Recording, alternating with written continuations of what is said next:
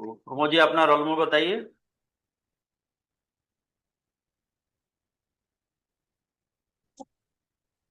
जी। तो roll number आपने बताएं। जी 1784। यस, अच्छा सर, रिकॉल नहीं कर पा रहा हूँ, मैं देख नहीं पाया था, मैं काफी व्यस्त रहा हूँ इस समय। हाँ। हॉस्पिटल में रहा। जी जी जी। अच्छा अच्छा अच्छा। चलिए कोई बात नहीं। तो आपने एमएससी कहाँ से किया हुआ है? Sir government MVM college Bhopal से। अच्छा अच्छा अच्छा। जी ओके। बरतुल्ला विश्वविद्यालय से किया आपने, है ना? जी। अच्छा। तो बरतुल्ला जी के बारे में कुछ बताइए। जी बरकतुल्ला जी स्वतंत्रता संग्राम सेनानी थे। और उन्होंने विदेश में रहकर हम्म। स्वतंत्रता संग्राम की लड़ाई में काफी अपने योगदान दिया। और उन्हें और इस्लामिक स्टडीज के प्रोफेसर भी थे, विदेश में ही थे। हम्म। और मुझे ध्यान तो नहीं आ रहा है किस यूनिवर्सिटी में थे। अच्छा। और उन्हें काफी भाषाओं का ज्ञान था, उर्दू, हिंदी, फारसी, अरबी, ये सब चीजें। और उन्हीं के नाम पर भोपाल यूनिवर्सिटी जो था, उसका नाम 1970 के आसपास लगभग मुझे लगता है, ध्यान नहीं आ रहा है, हम्म। कि उन्हीं के नाम पर उनके योगदान को देखते हुए भोपाल यूनिवर्सिटी का नाम बरकतुल्ला यूनिवर्सिटी कर दिया गया था। ठीक है। और इनका जन्म भोपाल में ही हुआ था। ठीक है। अच्छा, आपकी जी जो साहित्यिक गतिविधियों में आपने भाग लिया, तो किस प्रकार की साहित्यिक गतिविधियों में आपने भाग लिया? सर, जैसे सांस्कृतिक में गायन में ही लिया था सर, मैं स्कूल अच्छा। लेवल पे। जैसे कोई कार्यक्रम होता था, राष्ट्रीय कार्यक्रम, इनमें। तो इसमें तो आपने साहित्यिक गतिविधियां वाद विवाद लिखा हुआ है। हाँ, और साहित्यिक में जी, सांस्कृतिक में, अच्छा मैं सांस्कृतिक समझा था। सांस्कृतिक में सर गायन, और फिर साहित्यिक में वाद विवाद में भी कभी कभार होता था पहले, ज्यादा अच्छा नहीं होता था, पर लिया था मैं भाग उनमें। अच्छा अच्छा। जी तो सांस्कृतिक कार्यक्रमों में आपने गीत में भाग लिया, गीत गाते थे आप? जी। अच्छा अच्छा। तो गीत, गजल और नज्म, इनमें क्या डिफरेंस होता है?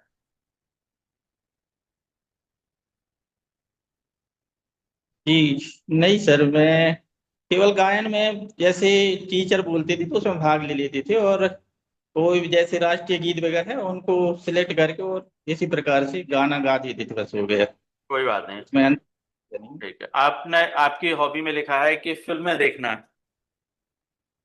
तो आप फिल्में खूब देखते हैं। जी टाइम मिलता है तो देख लेता हूँ सर। चलिए। तो 5 ऐसी फिल्मों के नाम बताइए जो यानी कि एनिमल्स पर बेस्ड हो। सर एक मैं देखा था, दिल्ली सफारी। हम्म। ये उस पर था, एनिमेशन वाली फिल्म थी। हम्म। और? और एक पुरानी फिल्म है, हाथी मेरे साथी, जो राजेश खन्ना की थी, वो भी देखा हुआ है। और? और भी फिल्में देखी हुई है सर। एक फिल्म और आई थी, साउथ की फिल्म थी, उसका नाम रिकॉल नहीं कर पा रहा हूँ। वो भी वन संरक्षण और फिर जो वन प्राणी हैं उनके संरक्षण से संबंधित था। जुरासिक पार्क देखी थी क्या आपने? नहीं सर, नहीं देखी। नहीं देखी। अच्छा। आपकी हॉबी है सनातनी ज्ञान का विज्ञान में योगदान, इस पर आपने लेख लिखा हुआ है। क्या लेख में क्या था बताइए। सर लेख पढ़ता हूँ मैं, जैसे लेख आते हैं उनको अच्छा अच्छा, आप पढ़ने। पढ़ते हैं। हाँ, तो क्या पढ़ा आपने, बताएं। पिछला लास्ट टाइम कौन सा लेख पढ़ा था उसने? एक प्रोफेसर कपिल देव जी का, द्विवेदी जी हैं, उनका एक पुस्तक आया था। हम्म। पुरानी पुस्तक है, वेदों में विज्ञान। तो उसमें मैं देखा, उसे मैं पढ़ा था, अभी कुछ कुछ पार्ट पढ़ा था जो प्राणी शास्त्र से संबंधित था। तो उसमें प्राणी शास्त्र का वर्गीकरण वगैरह जो किया गया है, और काफी सारे जो एनिमल हैं उनके वर्गीकरण किया गया है, उनके बारे में दिया गया था। और भी जैसे और भी लेख जैसे हैं, एक चंद्रयोग उपनिषद है, तो उसमें अच्छा, भी ये प्राणियों के वर्गीकरण बताया आप गया है। ये बताइए, ज्यादातर आप देखते हैं हमारे देवी जी देवता है, तो जी। उनका जो वाहन है कोई पशु या पक्षी ही है। जी जी। ऐसा क्यों? तो सर ये एक सांकेतिक रूप में इनको लिया गया होगा, क्योंकि जैसे अगर शिव परिवार को हम देखते हैं तो पार्वती जी के वाहन अपन देखें तो दुर्गा जी के रूप माना जाता है, तो उनका शेर है। इसके बाद फिर कार्तिकेय जी का देखते हैं तो मोर है। और इसके बाद फिर शंकर जी के गले में देखेंगे तो सर्प है। और इसके बाद उनके बैल की सवारी करते हैं। और गणेश जी का चूहा है। ये सभी विपरीत हैं, लेकिन ये अनेकता में एकता की संदेश भी देते हैं।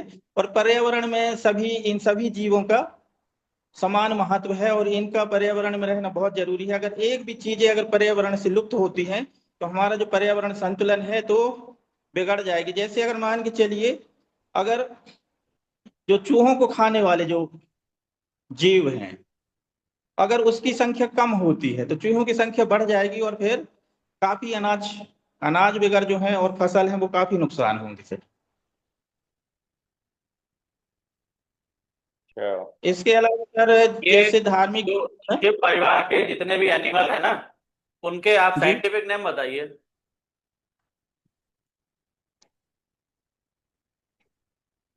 सर फिर से बताइए सर, इधर बहुत ज्यादा स्कूल है तो हल्ला भी हो रहा है हाँ तो। जी। स्कूल में है तो एक बार फिर से बोल रहे हैं बोलने में। अच्छा, मैं ये कह रहा हूँ शिव परिवार के जितने भी एनिमल है ना, आपका जैसे शेर हो गया, है ना, और आपका मोर हो गया कार्तिकेय जी का, और इनका चूहा हो गया, और शिव जी का इनके नंदी मतलब बैल हो गया, और सांप हो गया, ये सब शिव परिवार के है ना वो। तो इनके जी साइंटिफिक नेम बता दीजिए आप। जी, जैसे चूहा का हो गया रेटस रेटस। हम्म। और उसके बाद फिर जो नाग है उनका नाजा नाजा हो गया। और पैंथरा टाइग्रिस हो गया। किसका टाइग्रेस हो गया? बाघ का हो गया पैंथरा टाइग्रिस हो गया। नहीं, मोर बाघ का का याद नहीं है। उनका तो शेर है ना। शेर की सवारी करती माता तो लॉइन दुर्गा, लॉइन। लॉइन है ना। जी जी जी, शेर। हाँ, हाँ।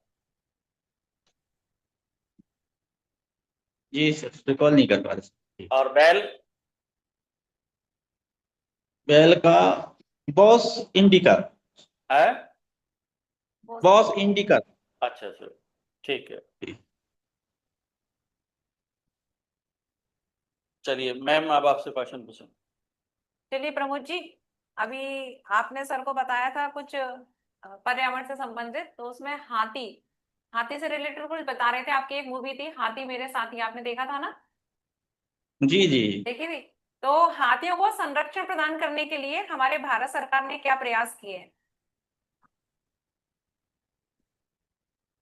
एक जैसे टाइगर प्रोजेक्ट लागू किया गया था, उसी प्रकार एलिफेंट के सुरक्षा के लिए भी प्रोजेक्ट लाया गया था मैडम इस पर। Elephant project. और हाँ जी।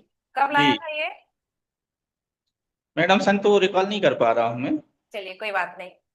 इसके अतिरिक्त तो और बताइए। एलिफेंट जो है जी उनको प्रोटेक्शन देने के लिए कुछ प्रोग्राम चलाए गए हैं, उनके नाम आप बता जी सकते हैं? जैसे MIKE program, MIKE MIKE program, जी इसके नहीं बारे में मैडम। आपने सुना है नहीं सुना? अच्छा, साइट्स क्या होते हैं? CITES, साइट्स, साइट्स का फुल फॉर्म बता सकते हैं? साइट्स का हाँ, ये किससे संबंधित है? कंप्यूटर से संबंधित है मैडम। नहीं नहीं, कंप्यूटर से संबंधित नहीं है। तो इलीगल ट्रेड्स होता है ना, जी हमारे जो जी। जानवर लोग हैं उनका, ठीक है, उससे संबंधित है। कंप्यूटर से संबंधित नहीं। कंप्यूटर से आपसे क्यों पूछती मैं? ठीक है। अच्छा ये बताइए, स्टेरॉइड्स के बारे में आपने सुना है? स्टेरॉइड्स क्या होते हैं? जी प्रमुख राइट। स्टेरॉइड्स, हाँ, जी क्या होते हैं ये स्टेरॉइड्स? लिपिड होते हैं मैडम, लिपिड के प्रकार में आते हैं ये लिपिड के स्टेरॉइड। प्रकार हैं स्टेरॉइड्स। जी ठीक है। आपने हमारे बॉडी में देखा है, कहाँ दिखाई देते हैं आपको स्टेरॉइड्स? एक तो एग्जांपल बता सकते हैं, कहाँ बनते हैं? जैसे हार्मोन्स होते हैं, जो एड्रिनल ग्लैंड से जो हार्मोन्स स्रावित होते हैं, कार्टिकोट्रोपिक हार्मोन्स होते हैं, वो स्टेरॉइड प्रकृति के होते हैं। एग्जाम्पल बता दीजिए एक दो।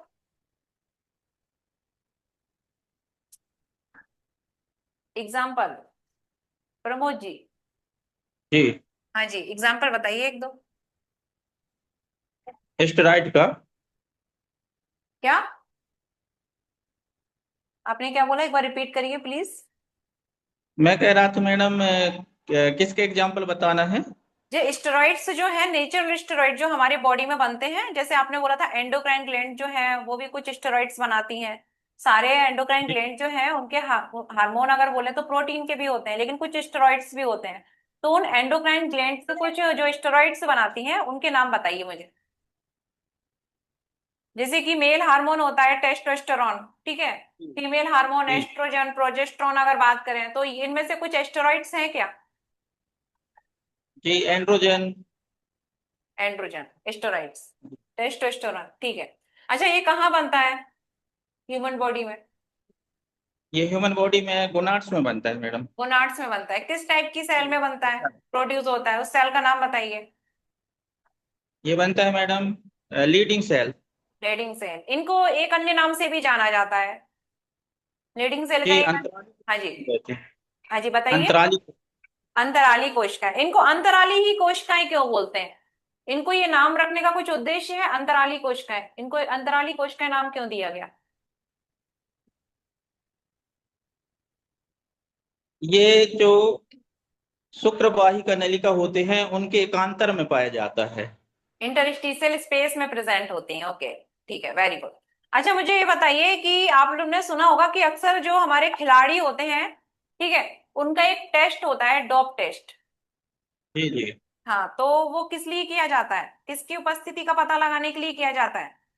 जैसे मैडम स्टेरॉइड से संबंधित कुछ ड्रग्स ले लेते हैं जिससे उनमें उत्तेजक हो जाते हैं और अच्छा खेल पाते हैं। अच्छा और जो भौतिक रूप से जैसे खेलना चाहिए उससे बेहतर परफॉर्मेंस कर पाते हैं। अच्छा आपने इसलिए कभी उसको। 1-2 साल में किसी ऐसे खिलाड़ी या एथलीट्स के बारे में बता सकते हैं जिनका डोप टेस्ट हुआ हो? नहीं मैडम, रिकॉर्ड नहीं कर पा रहा हूँ जी। कोई बात नहीं। अच्छा ये बताइए कि जो स्टेरॉइड्स हैं हमारे, ये इनकी मतलब कितनी मात्रा हमारी बॉडी में हो तो अच्छा है, और एक लिमिट से ज्यादा हो जाए तो हमारी बॉडी के लिए नुकसान भी हो सकता है, तो उसके कुछ सिम्टम्स बता सकते हैं, दुष्प्रभाव? स्टेरॉइड का। हाँ, इसके दुष्प्रभाव। जैसे कि हम ओवर ले रहे हैं, हमारी बॉडी में जो बन रहा है वो तो ठीक है, ठीक है, हम ओवर ले रहे हैं तो उसके कुछ दुष्प्रभाव भी होते हैं। ये तो आपने बता दिया कि खिलाड़ी हैं वो अच्छा परफॉर्मेंस करेंगे इसलिए ले रहे हैं, लेकिन हम ज्यादा एक्स्टेरॉइड लेते हैं बिना डॉक्टर की सलाह के तो हमको कुछ नुकसान भी होता है, उनके बारे में बताइए। अच्छा, स्टेरॉइड अगर ज्यादा लेंगे मैडम, जैसे कई दवाइयों को भी सेवन करते हैं, मेडिसिन लेते हैं, उसमें भी स्टेरॉइड रहता है तो वो किडनी को भी खराब कर सकता है और भी जो अंग है जैसे लीवर हो गया इनको भी नुकसान पहुंचाता है अधिक मात्रा में लेने पर। तो इनके डैमेज होने की संभावना बढ़ जाती है। ओके, मैडम जी, मैं दूसरे कक्ष में जा रहा हूँ, 1 मिनट। इधर बहुत ज्यादा हल्ला हो रहा है। कोई बात नहीं। जी। ठीक मैडम, सॉरी मैडम। कोई बात नहीं। अच्छा ये बताइए, कोलेस्ट्रॉल, कोलेस्ट्रॉल हमारे लिए यूजफुल है या हार्मफुल है, क्या है हमारे लिए आवश्यक है कि नहीं है कोलेस्ट्रॉल? फॉरेस्ट कोलेस्ट्रॉल जो है अधिक मात्रा में नुकसानदायक है मैडम, लेकिन अगर सीमित मात्रा में तो नुकसानदायक नहीं है, क्योंकि त्वचा के नीचे कोलेस्ट्रॉल जो रहता है तो ये क्या करेगा अपने जो त्वचा की सुरक्षा के लिए भी है, और इसके बाद फिर ताप नियंत्रण भी करेगा, जैसे ठंड के दिनों में गर्मी गर्मी देगा और फिर ठंड कम लगेगी मैडम। कोलेस्ट्रॉल, अच्छा यानी कि हमारे जो एडिपोज टिश्यू होते हैं उसमें कोलेस्ट्रॉल होता है, फैट नहीं होता है? कोलेस्ट्रॉल का डिपोजिशन होता है ना आपके अकॉर्डिंग, जी। फैट का नहीं होता? यानी कि अगर एचडीएल इकट्ठा हो रहा है, ठीक है, आपके अकॉर्डिंग तो वो अच्छा है, खूब सारा है ना, हमारी जो टिश्यू के नीचे सेल के नीचे जो है वो क्या, एचडीएल इकट्ठा हो रहा है? नहीं मैडम। चलिए, देखो कोलेस्ट्रॉल जो है वो अच्छा भी होता है खराब भी होता है, लेकिन उसका टाइप पर डिपेंड करता है वो किस टाइप का है। जी, टाइप। और इसके बाद लीवर में मैडम इसका प्यूरिफिकेशन होता है कि हाँ, कौन सा बेड है, और अगर जो बेड जो रहता है तो वो जाके पित्ताशय में जाके पित्त के पथरी का कारण भी बन जाता है, जो बैड कोलेस्ट्रॉल रहता है। अगर मैं गॉल ब्लैडर को निकाल दूं, आपने बोला ना पित्ताशय में जाके, ठीक है, अगर मैं गॉल ब्लैडर को निकाल दूं तो हमारी बॉडी पर किसी प्रकार का कुछ दुष्प्रभाव पड़ेगा? जी पड़ेगा मैडम, क्योंकि जो वहां से जो बाइल वहां पर इकट्ठा होता है, और इकट्ठा नहीं होगा तो सीधे जाएगा बाइल डक्ट के द्वारा ड्यूडेनम में जाएगा, और वहां पर जाएगा तो और इसके लिए जो वसा का जो पाचन होता है तो उसमें इफेक्ट डालेगा ही। अच्छा, बाइल बसा का डाइजेशन करता है क्या? नहीं मैडम, हम्म। तो क्या करता है? जो लाइपेज जो एंजाइम होता है उसको, उसके सहायक होता होगा, मैं रिकॉल नहीं कर पा रहा हूँ इसका, लेकिन उसका उपयोग तो है, वसा के पाचन से संबंधित है। इमल्सिफाइड करता है। हाँ इमल्सिफाइड। जी जी। जी इमल्सि एमएलसिफाई, ठीक। जी जी। ठीक है। अच्छा, ये बताओ मुझे कि एलर्जी, आपको कभी एलर्जी हुई है किसी से? हाँ जी, हाँ मैडम, कभी एलर्जी हो जाती है, जैसे वो लाल लाल चकते निकल जाते हैं, वो हुआ है मुझे। एलर्जी का कारण क्या होता है?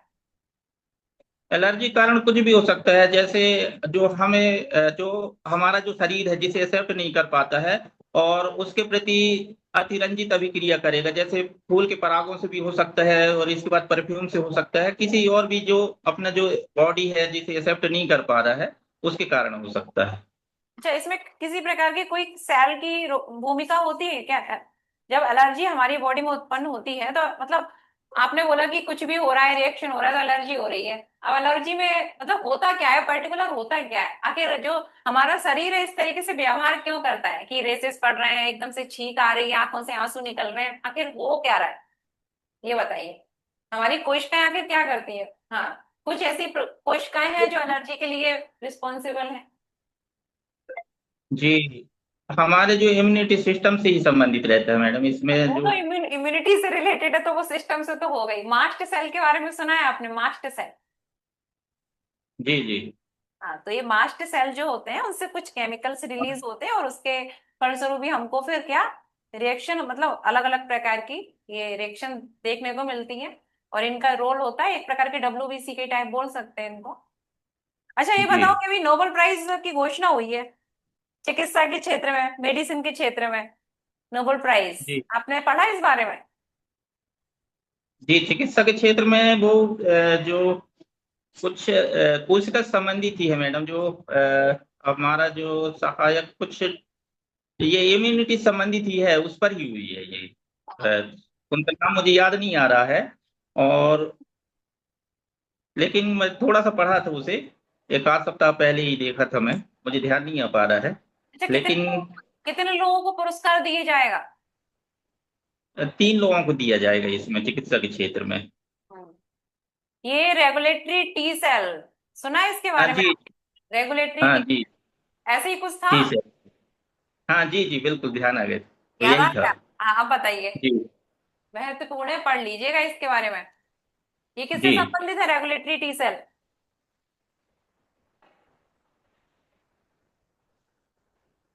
नहीं मैडम, रिकॉल नहीं कर पा रहा चलिए हूँ। कोई बात नहीं। अच्छा, ये बताइए मुझे, नर्वस सिस्टम, नर्वस सिस्टम सबसे जी। पहले डेवलप नर्वस सिस्टम किस में देखा गया? किस फाइलम में दिखाई देता है फुली डेवलप नर्वस सिस्टम? कौन डेवलप, ये मैडम एनिलिडा से, क्योंकि सिलेंट्रेटा में कुछ कम रहता है, कम विकसित रहता है, लेकिन एनिलिडा में, केचुआ वगैरह में ये थोड़ी डेवलप होता जाता है, और इसके बाद एकाइनोडर्मेटा तक बढ़ता है। मुझे थोड़ा ध्यान नहीं आ रहा है, ध्यान नहीं लेकिन रहा। एकाइनोडर्मेटा में पूर्ण विकसित होता है, और इसके बाद कार्डेटा में तो सभी में विकसित ही रहता के बाद तो कोऑर्डिनेटर है ही, तो हो गई। चलिए, ये बताइए मुझे, आपने उसके बारे में सुना है एनिलिडा के? एनिलिडा के कुछ मुझे एग्जांपल बताइए पहले। है। जैसे हिरोटिनेरिया हो गया, केचुआ, नेरी, और नेरिस और हेट्रोनेरिस में अंतर बताओ। जी नेरिस और। हेट्रोनेरिस में क्या अंतर है? जी हेरोनेरिस के बारे में तो नहीं सुना मैडम, मैं नहीं पढ़ा, उससे ध्यान नहीं आ रहा है, मैं पढ़ा होऊंगा लेकिन मुझे ध्यान नहीं आ रहा है इसके बारे में। ठीक है, पढ़ लीजिएगा इसको, ठीक है। चलिए।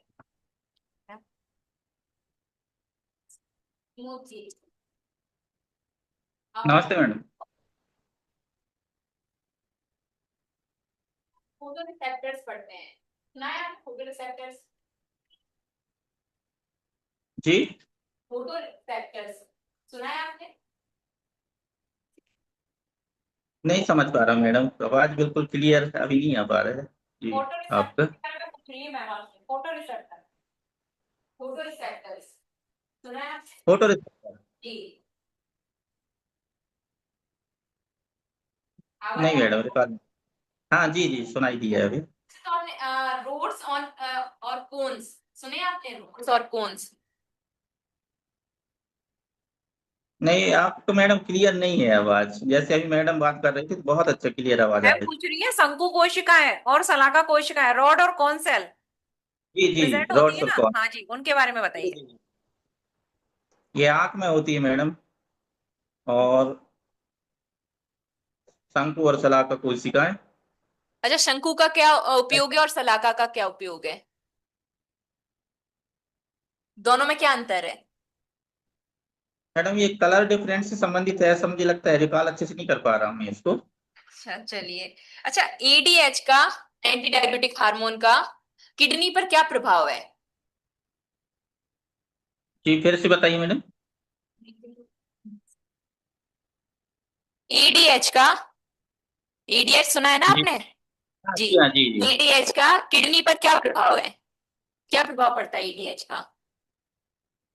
ये मैडम जो किडनी में जल का अवशोषण से संबंधित है, इससे एक बीमारी हो जाती है, कौन सी? मूत्रलता कहते हैं जी। जिसमें मूत्रलता, जिसमें बार बार उन्हें यूरिन के लिए बाहर जाना पड़ता है। अच्छा, ये कहाँ से रिलीज होता है ये? एडीएच कहाँ से ये रिलीज होता है? किडनी से होता है मैडम। एडीएच किडनी से रिलीज होता है? कौन सी जी ग्लैंड से रिलीज होता है ये? अच्छा ग्लैंड जी, एंटीरियर है पैराथायरॉयड। पोस्टीरियर? नहीं ध्यान नहीं आ रहा है मैडम मुझे। चलिए कोई नहीं। अच्छा, एंटीबॉडीज सुना है? एंटीबॉडीज, एंटीबॉडी की बात कर रहे हैं। जी, एंटीबॉडीज जी के कितने टाइप होते हैं? कितने प्रकार के होते हैं एंटीबॉडीज?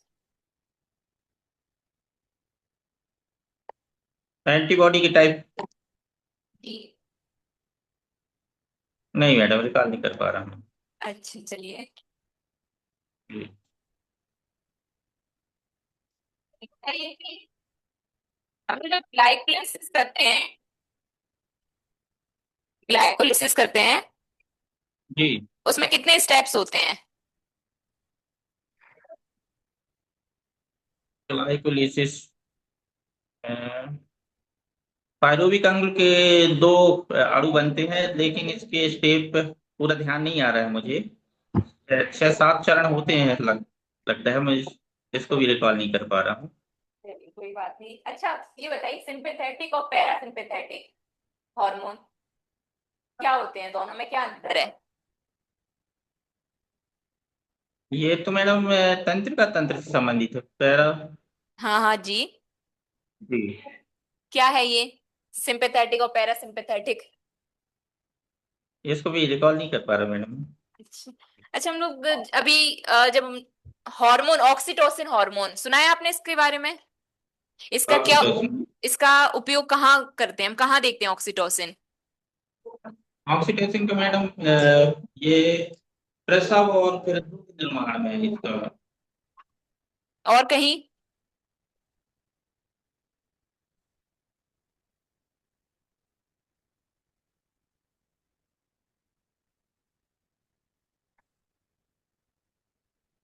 नहीं आ रहा है ये, रिकॉल नहीं हो रहा है अभी? नहीं। चलिए। अच्छा, ये बताइए कि रिकॉम्बिनेंट डीएनए टेक्नोलॉजी, जी इसका उपयोग कहाँ है, कहाँ देखते हैं हम इसका उपयोग? अ, मैडम इसका इंसुलिन बनाने के लिए, और इसके बाद फिर उच्च गुणवत्ता की जो भी अच्छे किस्म के, चाहे कोई भी जीवन उपयोगी के लिए कोई भी, जैसे फसल हो गया, और फिर गाय भेड़, ये सभी में इनका उपयोग किया जाता है, रिकॉम्बिनेंट डीएनए। इसका PTR कितने सुना है? मैडम आपकी आवाज में थोड़ी कट कट के आ रही है लेकिन। मैम पूछ रही है पीसीआर। पीसीआर। जी। पीसीआर सुना? पीसीआर जीन क्लोनिंग की एक टेक्निक है। इसके द्वारा कुछ ही समय में जीन जीन की कई प्रतियां अपन तैयार, कई लाख प्रतियां अपन तैयार कर सकते हैं पीसीआर। पीसीआर का फुल फॉर्म क्या है? रिएक्शन के अंतर्गत ये। जी। पीसीआर का फुल फॉर्म क्या है? Polymerase chain reaction. इसमें कुछ स्टेप्स होते हैं, याद है आपको? जी, सबसे पहले मैडम डीएनए जो होता है, डीएनए को उसके दोनों स्ट्रैंड को गर्म करके अलग किया जाता है। तो क्या बोलते हैं? और इसके रिकॉल नहीं कर पा रहे मैडम लेकिन इसका चलिए। काफी काफी दिन हो गए पढ़े हुए इसे। अच्छा, ईसीजी बता दीजिए, ईसीजी क्या होता है? जी। ईसीजी। ईसीजी सुना है? ईसीजी। तो कार्डियोग्राम जो होता है, और जो हमारे हृदय की जो धड़कन होता है, जो गति होता है, किस प्रकार से चल रही है, और उसमें जो तरंगे के रूप में ज्ञात किया जाता है कि इसका जो हमारा हृदय के स्पंदन है वो किस प्रकार से है, और अच्छा, इससे पता चल जाता है। इसमें कोई ग्राफ जैसा बनता है क्या? हाँ जी, ग्राफ बनता है। कैसा? इसलिए इसे इलेक्ट्रोग्राफ जी कहते जी। तो वो जो ग्राफ है उसमें पहले पी बनता है, फिर क्यू आर एस और टी, ये ऐसे होते हैं। हाँ जी, होते हैं। क्यू आर एस किसको रिप्रेजेंट करता है? तो क्यू आर एस क्या है? अभी तो जी रिकॉल नहीं कर पा रहा हूँ अभी मैं इसको। चलिए कोई बात नहीं सर। प्रमोद जी, जी नमस्ते सर। नमस्ते। आवाज आ रही है क्लियर? सर आवाज आपकी भी थोड़ी कट के आ रही है सर। आवाज कट के आ रही है। चलिए। जी मैडम, और फिर वो सर सर जो फर्स्ट में बात किए थे उनका आवाज बिल्कुल क्लियर आ रहा था। चलिए कोई बात नहीं। ये बताइए बीएमआर क्या होता है? फिर से बोलिए सर। सर जी। पूछ रहे हैं सॉरी। बीएमआर क्या होता है? बीएमआर। बीएमआर। जी।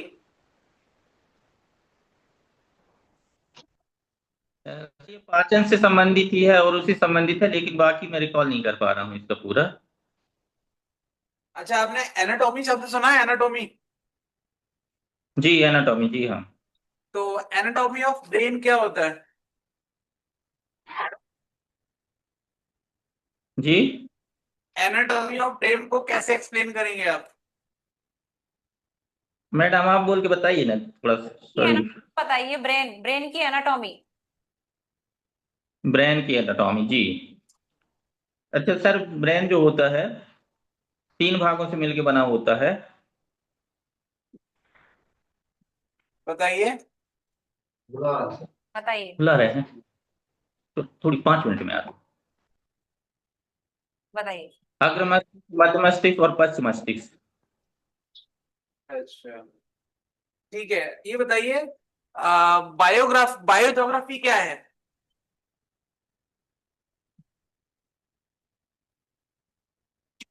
बायोज्योग्राफी के अंतर्गत सर जो विश्व में कई भौगोलिक क्षेत्र हैं वहां पर पाए जाने वाले जीव जंतुओं और उनका भौगोलिक स्थिति के बारे में अध्ययन किया जाता है। अच्छा, ये बताइए बायोस्फीयर रिजर्व्स क्या होते हैं? ये सर जीव संरक्षण के लिए एक बायोस्फीयर रिजर्व बनाया जाता है। जैसे यहाँ पर पचमढ़ी है, मध्य प्रदेश में पचमढ़ी, और इसके बाद फिर अचानक मार है अमरकंटक के पास में। तो ये जो अपना राष्ट्रीय पार्क होता है इससे विस्तृत होता है ये। अच्छा, चलिए बता दीजिए वाइल्ड लाइफ कंजर्वेशन एक्ट कब लाया गया था?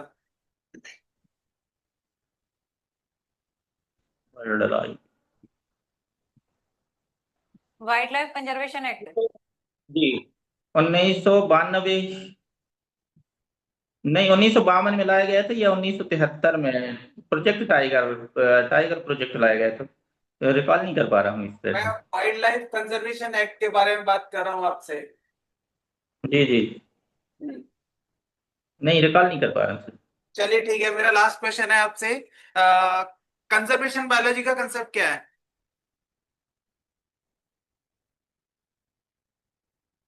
बायोलॉजी कंजर्वेशन, जिसमें पादप और फिर समस्त प्राणी जात के संरक्षण किया जाता है सर। चलिए ठीक है, ओके।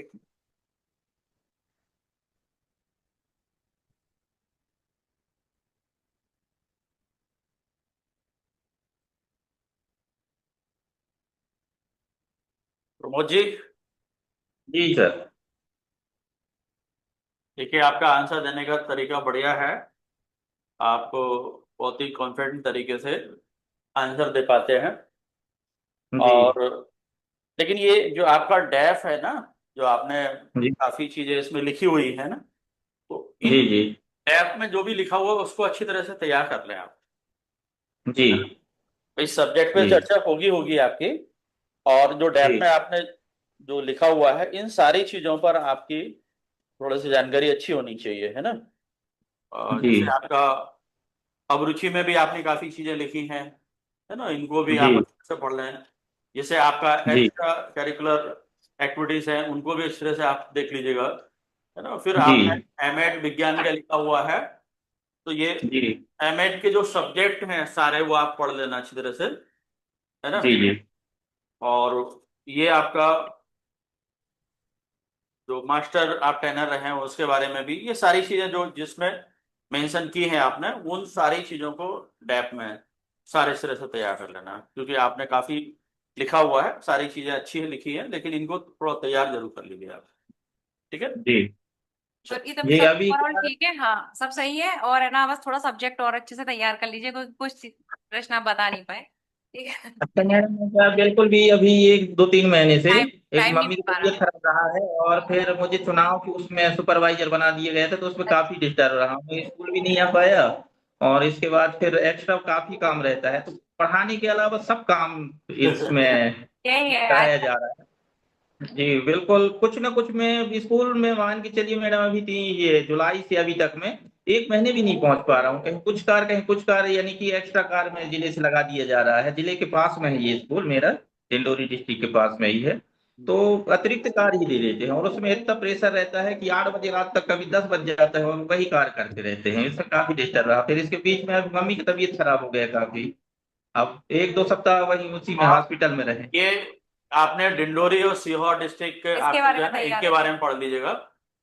जी सर। और डिंडोरी में आपका जो दुधवा वो नेशनल पार्क है ना, जी गुगवा, गुगवा जो फॉसिल्स वाला, जी जी जी उसके के बारे बारे में में पढ़ भी। लीजिएगा अच्छी तरह से, जी है ना। जी ठीक है। बाकी ठीक है। जी ओके। जी। Thank you sir, thank you madam, thank you sir.